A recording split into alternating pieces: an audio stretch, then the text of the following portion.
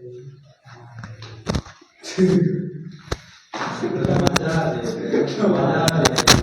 साथियों, मैं Facebook ID पर आज पहली बार लाइव आया हूँ साथियों। तो हम आपको पढ़ाएंगे जो भी विद्यार्थी हमारी आईडी जाफरगंज से जुड़े हुए हैं। आज सभी को एक महत्वपूर्ण सूचना सबसे पहले देना चाहेंगे। प्रतिदिन आज से ही आपको साथियों पढ़ाया जाएगा हिंदी की लाइव क्लास, जो उत्तर प्रदेश पुलिस भर्ती के लिए निःशुल्क पढ़ाया जा रहा है। तो साथियों आज से आप लोगों को हिंदी की लाइव क्लास पढ़ाई जाएगी। आज हम पहली बार लाइव आए हैं, आपको आज हम पढ़ाएंगे जो भी कल की वीडियो हम डाले थे, इसके बाद पढ़ाए थे आप लोग। कल की वीडियो में आपको पढ़ाया गया था पृथ्वी की गतियां। पृथ्वी की गतियों में आपको बताया गया था कुछ पॉइंट के बारे में जो महत्वपूर्ण जीके जीएस की क्लास होती है। आज से आपको हम हिंदी की लाइव क्लास पढ़ाएंगे शाम को 5:40 से। प्रतिदिन आपको हिंदी की लाइव क्लास पढ़ाई जाएगी हमारे इस फेसबुक आईडी सौरभ जाफरगंज पर साथियों। तो चलिए देखते हैं कल का जो पॉइंट आपको बताए थे। हम पढ़ा रहे थे पृथ्वी की गतियां।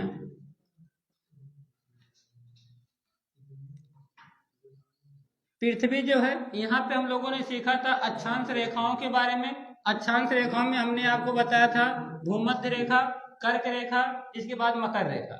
कर्क रेखा, मकर रेखा और जो पॉइंट था वहां से इंपॉर्टेंट चीजें आपको सिखाई गई थी। जो लोग नहीं देखो हमारी वीडियो को जाकर के देखेंगे तो आपको भूगोल पार्ट 3 वहां पे दिया गया होगा, उसको आप जाकर के देख सकते हैं। आज हम आपको पढ़ाते हैं देशांतर रेखाओं के बारे में। देशांतर रेखाएं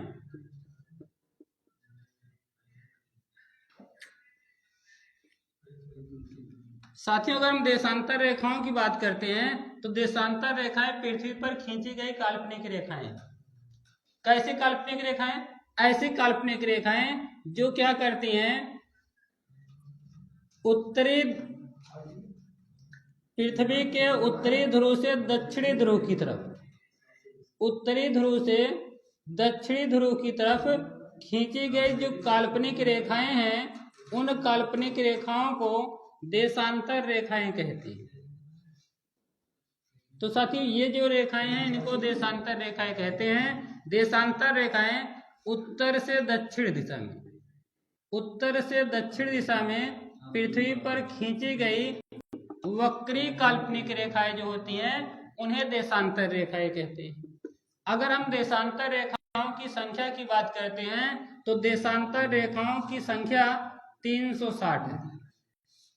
प्रश्न है कि पृथ्वी पर देशांतर रेखाओं की संख्या कितनी है, तो हम बताएंगे पृथ्वी पर देशांतर रेखाओं की संख्या 360 है। दूसरा पॉइंट क्या है, अगर हम देशांतर रेखाओं की बात करते हैं तो देशांतर रेखाएं जो होती हैं, देशांतर रेखाओं की सहायता से समय का पता लगाया जाता है।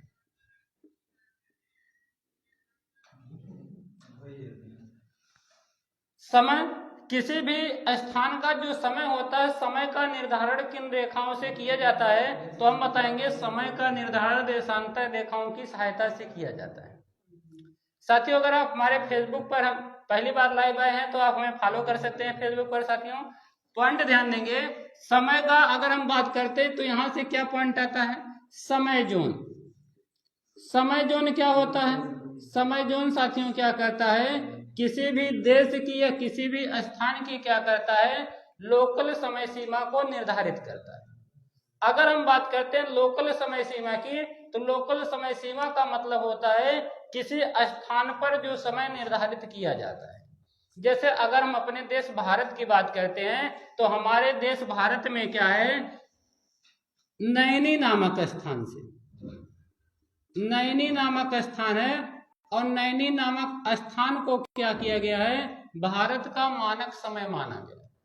ठीक है, भारत का जो मानक समय है, नैनी नामक स्थान प्रयागराज में पड़ता है, तो प्रयागराज नैनी में क्या किया गया, भारत का मानक समय निर्धारित किया गया है। यही नैनी से क्या किया गया, भारत की संपूर्ण दूरियां मापी गई हैं। नैनी को केंद्र मान करके भारत में समय का निर्धारण किया गया है। अगर हम बात करते हैं पूरे विश्व की समय रेखा की बात करते हैं, पूरे विश्व का समय की बात करते हैं, जिसको कहा जाता है जीएमटी कहा जाता है। अगर जीएमटी कहा जाता है, ग्रीनविच मीन टाइम कहा जाता है, तो ये कहां से गुजरता है, तो ये गुजरती है, एक रेखा गुजरती है ग्रीनविच नामक स्थान से गुजरती है। ग्रीनविच नामक स्थान से 0 अंश देशांतर रेखा के ठीक पीछे 180 अंश देशांतर रेखा गुजरती है और ये गुजरती है ग्रीनविच से गुजरती है। इसी को अंतरराष्ट्रीय समय कहा जाता है। ठीक है, ग्रीनविच समय रेखा कहाँ है? इंग्लैंड से होकर के गुजरती है। कहाँ से? इंग्लैंड से होकर के गुजरती है।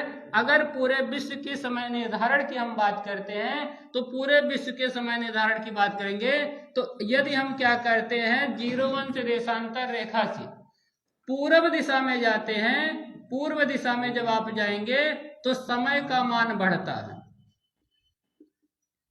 समय का मान बढ़ता है।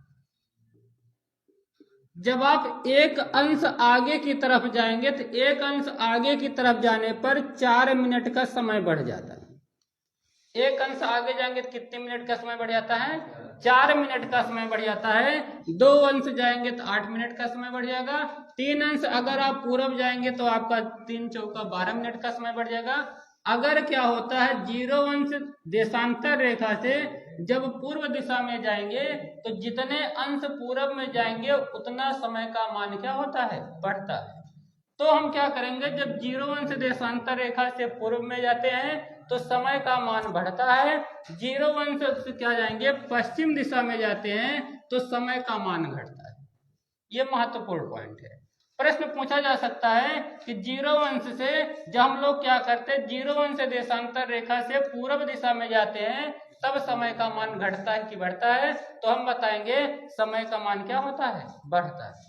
कितना बढ़ता है? जब हम एक अंश जाएंगे तो एक अंश देशांतर रेखा आगे बढ़ने पर 4 मिनट का समय बढ़ जाता है। कितने मिनट का? 4 मिनट का समय बढ़ जाता है। अगर हम भारत के समय की बात करते हैं, भारत का जो मानक समय है, भारत का मानक समय विश्व के मानक समय से 5 घंटा 30 मिनट आगे है। 5 घंटा 30 मिनट भारत का मानक समय 5 घंटा 30 मिनट आगे है। क्यों आगे है? क्योंकि भारत जो है, भारत का जो मानक समय है 82.1/2 अंश पूर्वी देशांतर है। साथियों, बहुत बार कंपटीशन एग्जाम में पूछा गया है भारत का मानक समय है, तो अब बताएंगे भारत का मानक समय, मानक समय 82.1/2 अंश पूर्वी देशांतर, पूर्वी देशांतर। साथियों, एक अंश देशांतर आगे जब आप बढ़ेंगे तो एक अंश में बढ़ेगा 4 मिनट। यदि पूर्व दिशा में जाएंगे तो क्या होगा? 4 मिनट हो जाता है। अगर आप ऐसे 82 से जाएंगे 82.5 से पूर्वी देशांतर का समय, तो आप क्या करेंगे, अगर 82 में क्या करेंगे, 4 से मल्टीपल कराएंगे तो हो जाएगा 4 दूना 8 और इसके बाद हो जाएगा 4 8 32 और 32 यहाँ से हो जाएगा 328 और प्लस ध्यान देंगे, प्लस 1/2 अंश और है और 1/2 अंश में 2 मिनट और हो जाएगा। ठीक है, तो ओवरऑल हो जाएगा 328 मिनट प्लस 2 मिनट, तो हम बोलेंगे 330 मिनट। भारत का जो मानक समय है साथियों, विश्व के मानक समय से 330 मिनट आगे। अब जब आप इस 330 मिनट को घंटे में कन्वर्ट करते हैं, 60 से भाग कराएंगे साथियों, तो ये हो जाएगा 5 घंटा 30 मिनट, 5 घंटा 30 मिनट। तो कहने का मतलब भारत का जो मानक समय है विश्व के मानक समय से 5 घंटा 30 मिनट आगे। यहीं पर अगर हम बात करते हैं देशांतर रेखा की बात करते हैं, जो भारत का मानक देशांतर रेखा है 82.1/2 अंश पूर्वी देशांतर रेखा है, ये भारत के 5 राज्यों से होकर गुजरता है। भारत के 5 राज्यों से होकर गुजरता है। इतना पॉइंट क्लियर है? ध्यान देंगे साथियों, अगर हम बात करते हैं लोकल टाइम की बात करते हैं, मानक समय की बात करते हैं, समय जोन के बारे में बात करते हैं। अगर हम समय जोन की बात करते हैं, विश्व में कुल समय जोन की अगर हम बात करते हैं, सर्वाधिक समय जोन, विश्व में सर्वाधिक समय जोन साथियों फ्रांस के पास है, फ्रांस के पास है। विश्व में सर्वाधिक समय जोन किसके पास है? फ्रांस के पास है, और फ्रांस के पास 12 समय जोन है। ठीक है, फ्रांस के पास साथियों 12 समय जोन है, और दूसरे स्थान पर रूस है, और रूस के पास 11 समय जोन है। मतलब रूस में 11 प्रकार का लोकल टाइम है, जबकि फ्रांस में 12 प्रकार का लोकल टाइम है। आपको जानकर आश्चर्य होगा कि रूस दुनिया का सबसे बड़ा देश है, जबकि फ्रांस जो है भारत से कई गुना छोटा देश है, फिर भी फ्रांस के पास 12 समय जोन कैसे है? विश्व में सर्वाधिक समय जोन फ्रांस के पास क्यों है? साथियों ध्यान देंगे, फ्रांस क्या है? फ्रांस के छोटे छोटे द्वीप हैं। फ्रांस के जो छोटे छोटे द्वीप हैं वो उनका विस्तार संपूर्ण पृथ्वी पर कई जगहों पर पाया जाता है। फ्रांस के जो द्वीप हैं वो केवल फ्रांस भूमि के पास ही नहीं है, बल्कि क्या है, अलग अलग देशांतर रेखाओं पर फ्रांस के अलग अलग द्वीप हैं। अलग अलग जगहों पर फ्रांस ने अपना क्या किया? छोटे छोटे द्वीपों पर अपना अधिकार की हुई है। इस कारण से फ्रांस क्या करता है? 12 समय जोन का निर्धारण करता है, जबकि रूस जो है, रूस के पास 11 समय जोन है। यहीं पर अगर अमेरिका की बात करते हैं तो अमेरिका के पास 9 समय जोन है।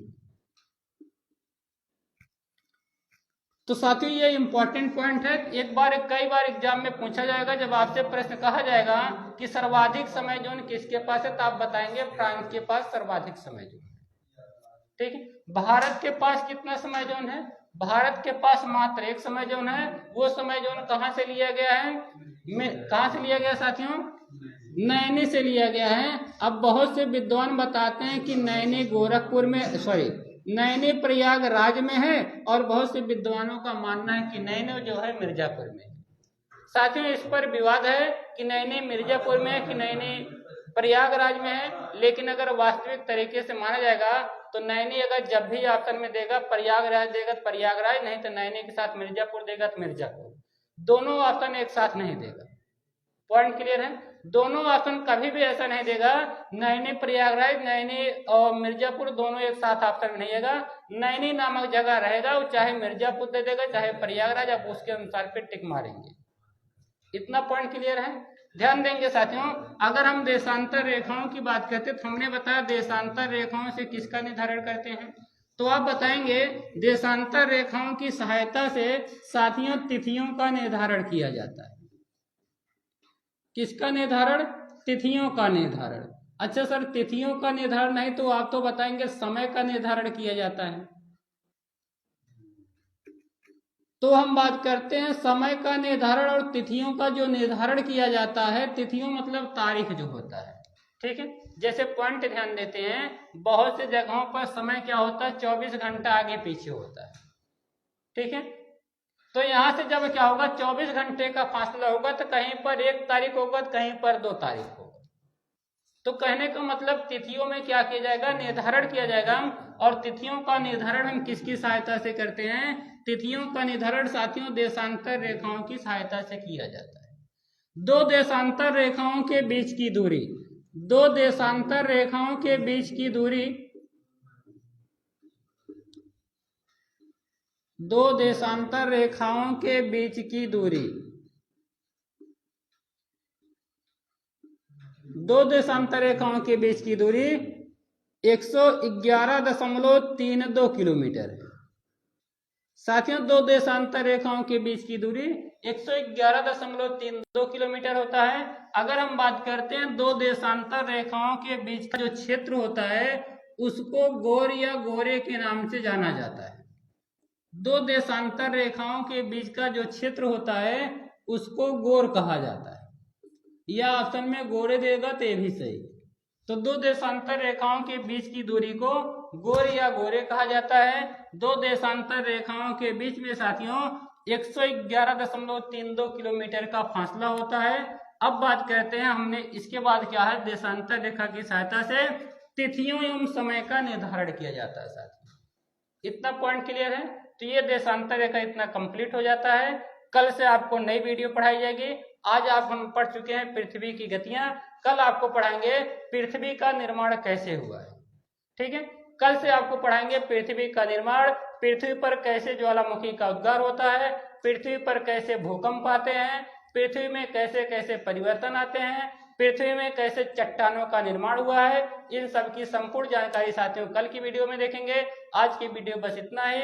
वीडियो कैसी लगी कमेंट बॉक्स में जरूर बताएंगे साथियों। जय हिंद, थैंक यू साथियों आज की वीडियो देखने के लिए।